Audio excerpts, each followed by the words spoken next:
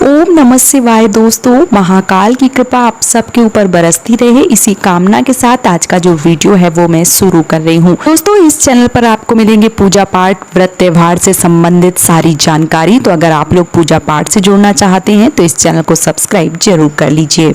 दोस्तों, आज के वीडियो में मैं बात करने वाली हूँ बेडरूम में भगवान जी को रखना चाहिए या नहीं रखना चाहिए। या कई बार बहुत सारे बहनों के पास एक ही रूम होता है, एक ही कमरा होता है और उनको लगता है कि हम भगवान जी जो है वो बेडरूम में नहीं रख सकते हैं, क्योंकि कई दफ़ा उन्होंने बहुत सारे लोगों से ऐसा सुन रखा होता है। और बहुत बार बहुत सारी बहनों ने ये चीज़ें सुन रखी होती हैं कि भगवान को बेडरूम में अगर रखेंगे तो बहुत ज़्यादा अपशगुन हो जाएगा।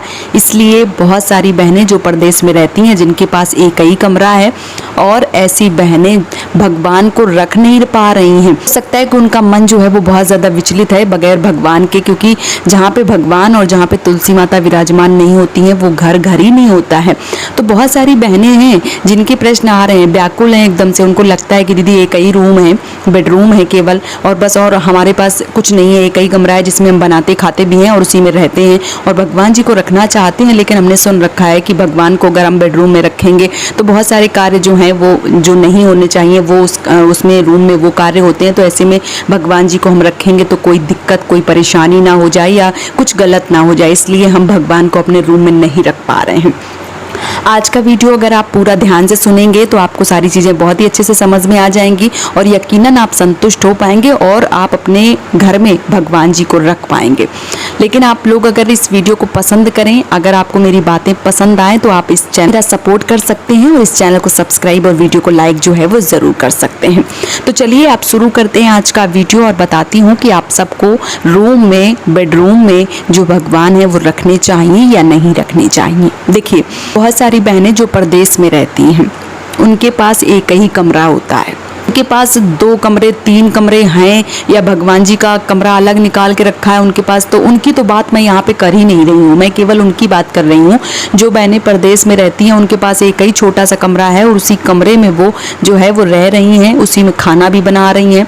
और कई दफ़ा क्या होता है कि कुछ बहनें ऐसी हैं जो वॉशरूम जो है वो भी 10-10 लोगों के साथ इकट्ठा शेयर करती हैं और एक ही कमरा में हर चीज़ जो है वो कर रही हैं। तो भगवान को रखें या न रखें, ये बहुत सारे मन जो है मन में प्रश्न आते हैं और विचलित हो जाती हैं। फिर आके प्रश्न करती हैं कि दीदी रखें कि ना रखें। तो आज मैं आपको बता दूं कि देखिए, आपके पास एक रूम है, आपने एक ही रूम जो है वो रखा है घर में, आपके पास 2 कमरे नहीं हैं, तो आप उसी कमरे में जहां आप रह रही हैं वहीं पे आपको भगवान को रखना चाहिए।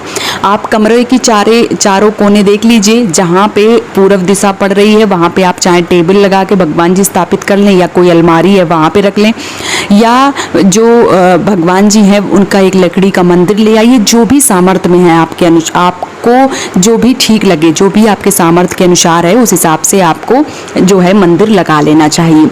ने कोई अलमारी बनवा रखी है तो आप उसमें भी भगवान जी को विराजमान कर दीजिए। सबसे अच्छी बात यह है कि जब आप उसी कमरे में रह रहे हैं जहां आप खा रहे हैं, जहां आप सो रहे हैं, जहां आप भगवान का नाम ले रहे हैं, स्मरण कर रहे हैं उनको, और उसी कमरे में आपने भगवान को रखा हुआ है, इससे अच्छी कोई बात भला हो सकती है?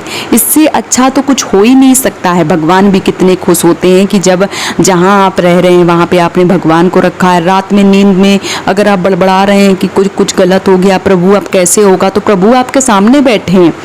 इसलिए कभी भी मन में कोई भी शंका, कोई भी दुविधा, कोई भी परेशानी मत लाइए। जहाँ भी आप रह रहे हैं, जिस भी रूम में रह रहे हैं, जहाँ भी जिस कमरे में रह रहे हैं, वहाँ पे जहाँ भी जगह है वहाँ पे आपको अपने भगवान को विराजमान कर लेना चाहिए। लेकिन हाँ, जहाँ भी आप अपने भगवान को विराजमान करें वहाँ एक पर्दा जो है वो अवश्य रूप से डाल देना चाहिए, क्योंकि हमारे और भगवान के बीच में एक पर्दा जो है वो होना ही चाहिए। इसलिए जब आप अपने बेडरूम में, अपने रूम में जब भी आप भगवान को रखें, एक पर्दा जो है वो ज़रूर डाल के रखें, क्योंकि बेडरूम में आप वहीं पे रह रहे हैं, वहीं पे बहुत सारे कार्य जो हैं वो आप कर रहे हैं। इसलिए भगवान के मंदिर में आपको, अगर आपने बेडरूम में भगवान रखे हैं तो आपको पर्दा जो है वो ज़रूर डालना चाहिए। तो आप पर्दा डाल के भगवान को रख सकती हैं, कोई दिक्कत नहीं है। जो भी आपके आराध्य हैं, जो भी आपके देव हैं, उनको आप रख सकते हैं। ऐसा नहीं है कि आपने पता चले कि पूरी अलमारी भगवान जी से भर के रख ली है, फिर किसी से ना हाय कर पा रहे हैं ना किसी से बाय कर पा रहे हैं। पता चल जाए बगल वाली जी एक और मंदिर लेके आई है, उसमें उन्होंने बहुत सारे भगवान, तो उनका देखे दो नहीं हम भी रख लेना।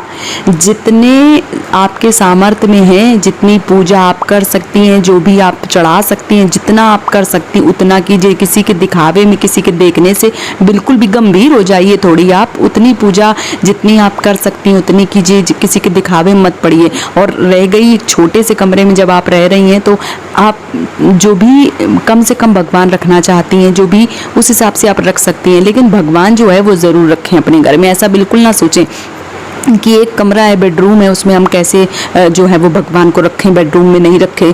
कहाँ लिखा है, किसने बोला है कि आप बेडरूम में भगवान को नहीं रख सकते? बिल्कुल गलत धारणाएं दी गई हैं। भगवान बड़े प्रसन्न होते हैं जब आप जहाँ रहते हैं वहाँ भगवान को रखते हैं। तो आप अपने बेडरूम में बेशक भगवान को रख सकते हैं। एक बहन का सुबह प्रश्न आया था कि दीदी हनुमान जी भी रख सकते हैं? रख सकते हैं, क्यों नहीं रख सकते? अगर आपके पति हनुमान जी की पूजा करते हैं तो आप उसी मंदिर में हनुमान जी को विराजमान कर सकती हैं।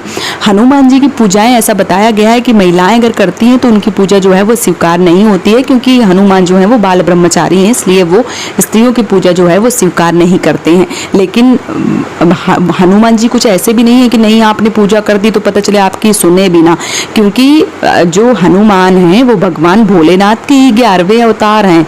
तो आप चाहे भगवान भोलेनाथ की पूजा करें, चाहे आप हनुमान जी की पूजा करें, देखिए भगवान सब एक ही होते हैं, बस नाम अलग अलग उनके रख दिए गए हैं। और जिसकी जिस पे श्रद्धा है, जो बढ़ जाती है, बस उसी भगवान को लोग मानने लगते हैं। तो जिन पे आपकी श्रद्धा है उनको आप अपने घर में सजाइए, उनकी पूजा कीजिए विधिवत तरीके से, और जो भी आपके सामर्थ्य में हो उस हिसाब से आपको कार्य जो है वो करना चाहिए। कभी भी मन में ये मत लाइए कि नहीं रख सकते। मैं आपसे कह रही हूँ कि हाँ, जो बोले आप उससे बताइए कि किस शास्त्र में, किस पुराण में, कहाँ पे वर्णन किया गया है, पेज नंबर में बताइए कि बेडरूम में आप भगवान नहीं रख सकते हैं। कोई बता नहीं पाएगा, क्योंकि इसका कोई वर्णन, जो पुराण है उसमें कोई वर्णन किया ही नहीं गया है। इसलिए जहाँ भी आप रखें, कम से कम जगह है वहाँ भी आप अपने भगवान को रखिए, पूरी विधिवत तरीके से पूजा कीजिए, कोई दिक्कत कोई परेशानी जो है वो नहीं होगी। हमारे माधव कहते हैं कि जहाँ आप रह रहे हैं वहीं पे आपने थोड़ी सी जगह हमको दी है, इससे ज़्यादा खुशी की बात कुछ हो ही नहीं सकती है।